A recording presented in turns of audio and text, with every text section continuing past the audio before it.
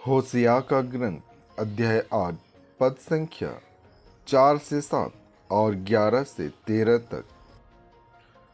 उन्होंने मेरी अनुमति लिए बिना राजाओं का अभिषेक किया। उन्होंने मुझसे परामर्श किए बिना नेताओं को नियुक्त किया। उन्होंने अपने सोने और चांदी से अपने लिए ऐसी देवमूर्तियां बनाई जो उनके विनाश का कारण बन जाएगी। समारिया, तुम्हारी बछेड़े की देवमूर्ति विभत्स है। मेरा क्रोध उन लोगों को भड़क उठा है। वे बहुत समय तक अपने को निर्दोष प्रमाणित नहीं कर सकेंगे, क्योंकि वह देवमूर्ति इस्राएल से आई। किसी कारीगर ने उसे बनाया है और वह कोई देवता है ही नहीं।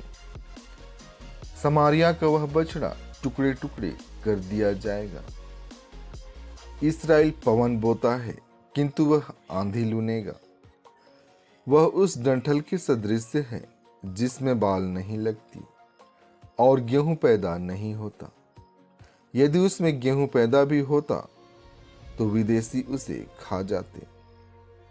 एफ्राइम ने अपनी वेदियों की संख्या बढ़ाई, किंतु वे उसके लिए पाप का कारण बन गए। मैंने उसे बहुत से नियम लिख कर दिए हैं, किंतु उसने उन्हें किसी अपरिचित के नियम माना है। वे अपनी इच्छा के अनुसार बलि चढ़ाते हैं और बलि पशु का मांस खाते हैं, किंतु प्रभु उन्हें स्वीकार नहीं करता।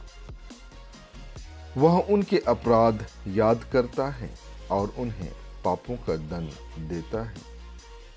वे फिर मिस्र देश जाएंगे। आज का पवित्र सुसमाचार संत मत्ती से लिया गया है। अध्याय 9 पद संख्या 32 से 38 तक। वे बाहर निकल ही रहे थे कि कुछ लोग एक गूंगे अबदूतग्रस्त मनुष्य को ईसा के पास ले आए। ईसा ने अबदूत को निकाला और वह गूंगा बोलने लगा। लोग अचंभे में पड़कर बोल उठे, इस्राएल में ऐसा चमत्कार कभी नहीं देखा गया है। परंतु फरीसी कहते थे, यह नरकदूतों के नायक की सहायता से अबदूतों को निकालता है।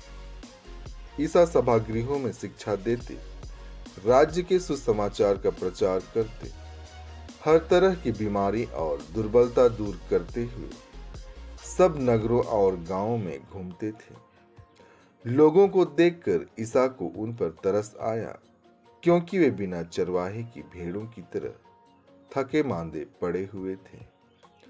उन्होंने अपने शिष्यों से कहा, फसल तो बहुत है, परंतु मजदूर थोड़े हैं।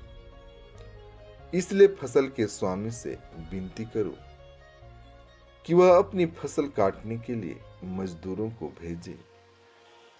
इन वचनों के द्वारा आपको आशीष मिले। आमीन।